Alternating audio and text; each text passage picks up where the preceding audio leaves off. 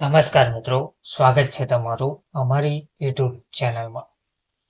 મિત્રો, જીએસઆરટીસી ભરતીને લઈને મહત્વના સમાચાર સામે આવ્યા છે. જીએસઆરટીસીમાં વર્ગ 3ની ભરતી માટે લાયકાતમાં ફેરફાર કરવામાં આવી રહ્યો છે. હવે આ લાયકાતમાં ફેરફાર કરતું નોટિફિકેશન પણ જાહેર કરી દેવામાં આવી છે.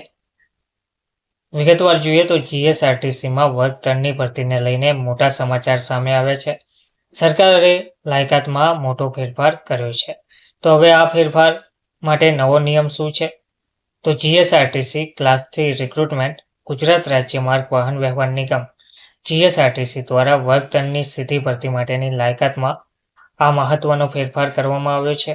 હવેથી જીએસઆરટીસીમાં વર્ગ 3ની નોકરીઓ માટે અરજી કરવા ઈચ્છતા ઉમેદવારો માટે સ્નાતકની ડિગ્રી હોવી ફરજિયાત રહેશે.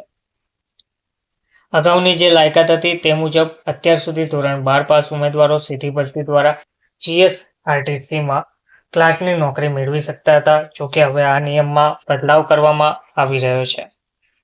નવી લાયકાતનો અમલ. આ ફેરફાર સરકારના સામાન્ય વહીવટ વિભાગના ઠરાવ ક્રમાંક 5/27/2014, 30/9/2019 અને નિગમના સંચાલક મંડળના ઠરાવ 29/2024 અનુસાર કરવામાં આવ્યો છે.